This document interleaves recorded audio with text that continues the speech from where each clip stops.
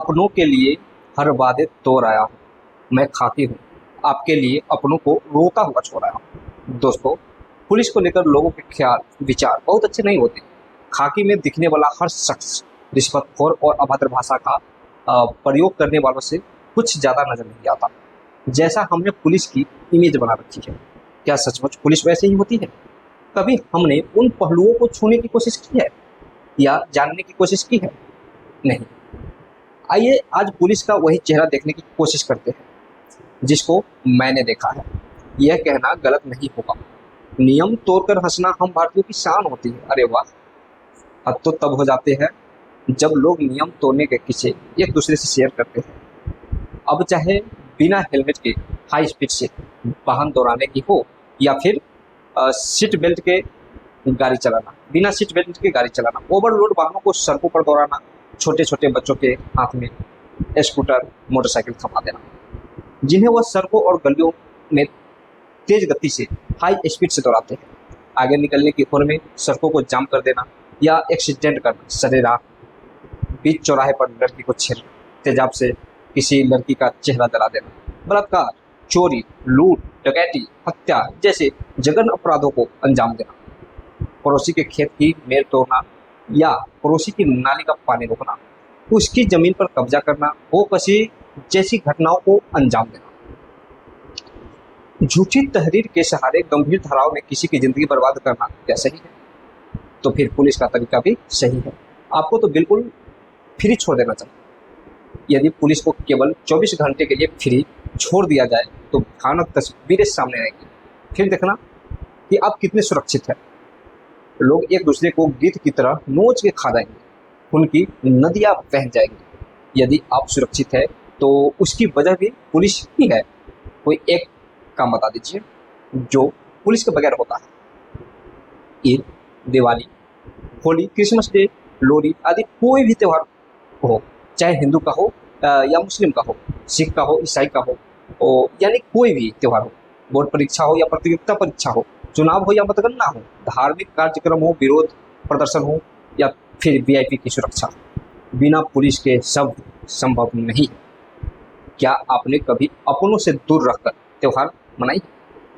नहीं, लेकिन पुलिस हर त्यौहार अपने परिवार, रिश्तेदार, दोस्तों के बिना मनाती है, क्योंकि आप अपने त्यौहार को खुशी से मना सके, आपके घर में खुशियाँ बनी रहे, इसलिए पुलिस वाला अपने जीवन काल में एक या दो त्यौहार अपनों के साथ नहीं मना पाता। पुलिस को सबसे बड़ी खुशी कब मिलती है पता है? जब उसको मांगने पर छुट्टी मिल जाती है। उसको खुशी के ठिकाना ही नहीं होता, लेकिन छुट्टी मिलना इतना आसान नहीं। बहन की शादी करनी है लेकिन छुट्टी नहीं, बच्चों का एडमिशन कराना है लेकिन छुट्टी नहीं, माँ बाप को अस्पताल दिखाना है लेकिन कोई छुट्टी नहीं।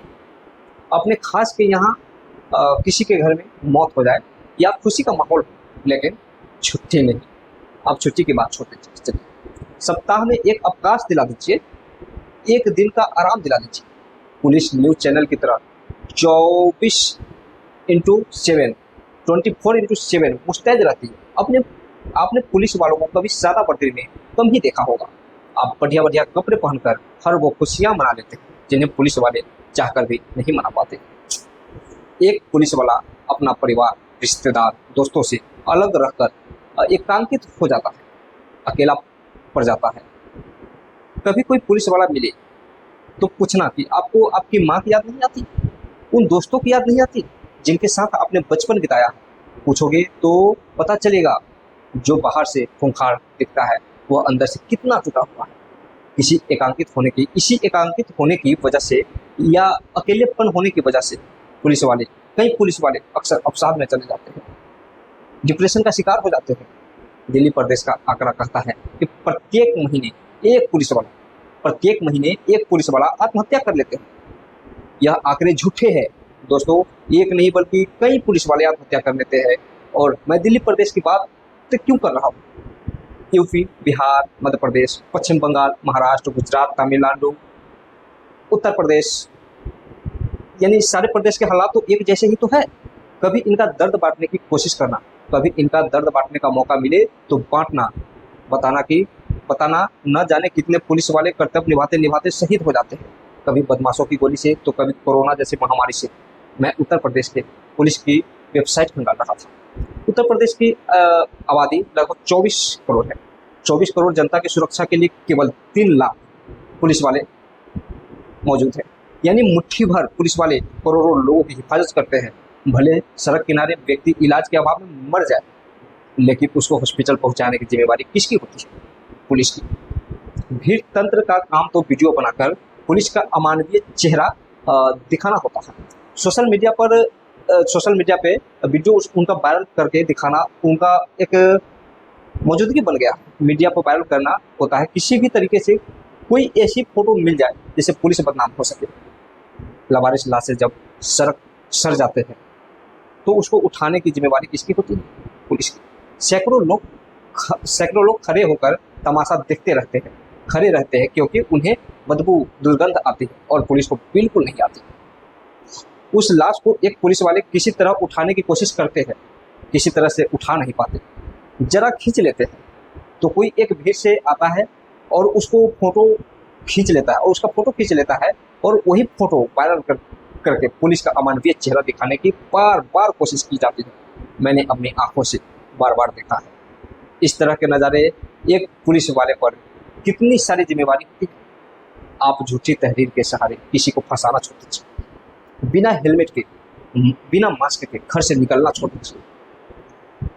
पुलिस आपको कभी परेशान नहीं करेगी। जिनके कागज पूरे होते हैं पुलिस उनका चालान नहीं काटती। यहाँ तक कि जिनके पास हेलमेट होते हैं पुलिस उनको रोकती भी नहीं है। पुलिस बदमाशों को सबक सिखाने के लिए होती है, शरीफों को परेशान करने के लिए नहीं। पति पत्नी को मारे तो पुलिस, पत्नी पति को मारे तो पुलिस, छेड़छाड़, बलात्कार, लूट, डकैती, चोरी तो पुलिस, कहीं आप फंसे हैं तो पुलिस, अभी घर नहीं पहुंचे तो पुलिस। पुलिस के बिना समाज अधूरा है। पुलिस आपके दोस्त है, दुश्मन नहीं। आपको कोई पुलिस वाला मिले तो आप उसे बेवजह सैल्यूट करना, कहना कि साहब आप हमारे लिए कितनी मेहनत करते हैं। इसलिए मैं आपको सैल्यूट करता हूँ और मैं अजय पंडित पूरे हिंदुस्तान की पुलिस को सैल्यूट करता हूँ। जय हिंद, जय भारत। दोस्तों, अगर यह वीडियो आपको पसंद आया होगा तो प्लीज़ मेरे लिए लाइक सब्सक्राइब नहीं करिए। आप एक पुलिस के लिए लाइक सब्सक्राइब कर दीजिए। जय हिंद, जय भारत।